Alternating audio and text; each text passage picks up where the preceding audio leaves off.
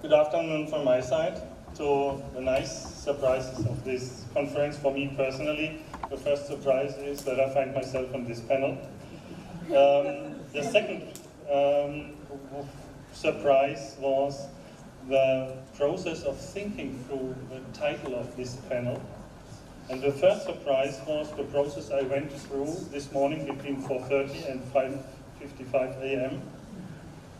While preparing some notes for this speech.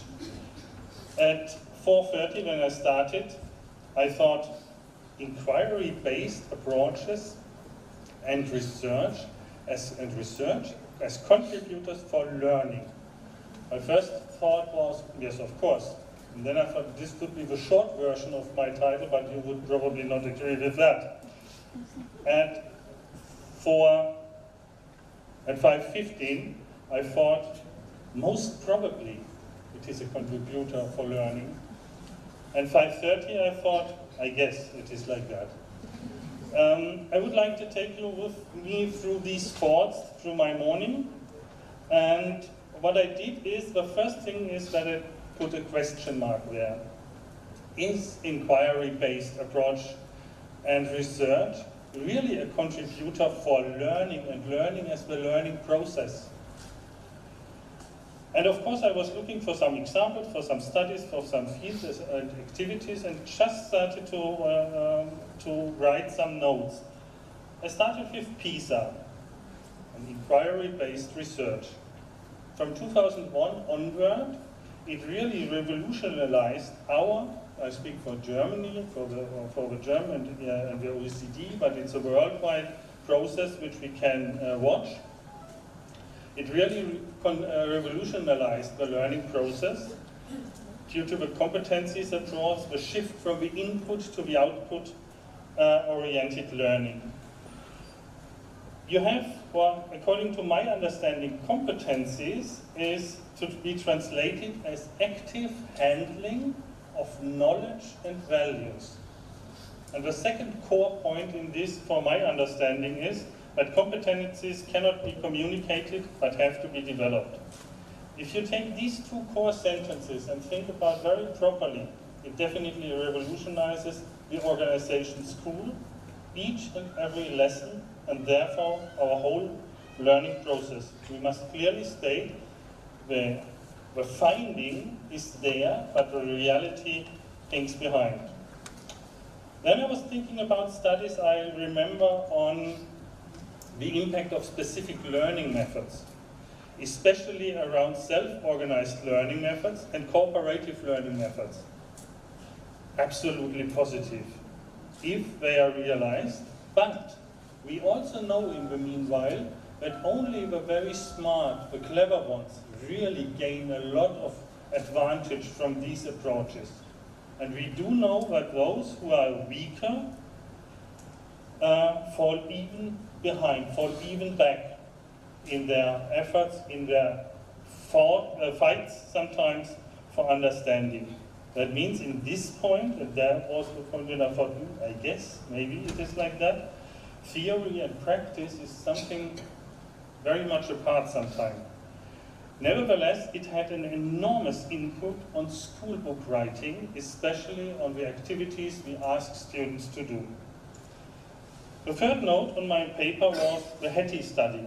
John Hattie, a New Zealand-based researcher and educator, published a book some years ago, Visible Learning, and he thought he will be able to show what is really the crucial aspect of a positive and successful learning process.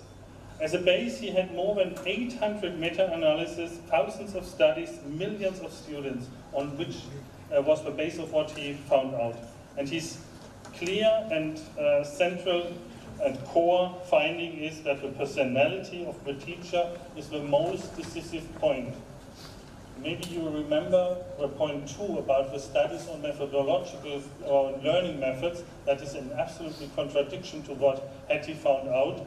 And we might come back to doubt a bit about the clear yes, of course it has a positive impact on learning. Then, inquiry-based research. I remembered one study which impressed me very much. It is a bit out of the box here, but it finally has a very strong connection to what we really do. There was a research which found out that 90% of all our research institutions in Europe handle with things which are historically. They are backwards in their thinking, and only 8 to 10% handle with future. That is very strange, finally, and should make us think, especially because it's absolutely in contrary to what we do according to the SDGs, and we should definitely foster the other way, and let's say a goal might be 50-50. That would be good. Then I remembered one study about from an Austrian psychologist. He's working on the field of effectivity of learning processes. The central result of his research, Ahmedabad is his name, is the solution of questions and tasks have to be in the hand of the learners. You start to think about, is that right? We had a very intense discussion this morning, and I think it was Supriya who said, we are an examiner. How did you say that, Supriya? How did you say that? We are used to be examined, or something like that, in that direction. And if you read this, you start thinking, because in Germany it is very much alike. We are used to be examined. And now Achleitner says the solution of questions have to be in the hand of students. That again would absolutely revolutionize a lot of learning processes. Finally, the last one, a Swiss pedagogy and geography didact with a nearly unpronounceable name, Regula Kübler-Graber. She was working on the question of action and awareness, and I think this is definitely settled. We are very clear in this point. So summarizing all this, we can definitely say, yes, there is a big potential that inquiry-based research and studies contribute to the learning process.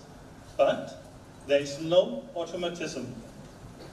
It needs the action of the single teacher, in the best case of the school as an organization. It needs reflection, and it needs, first of all, decision. That might be probably the real Achilles heel or weak point, which is especially placed in some of the administrative rooms in our different systems. Thank you very much.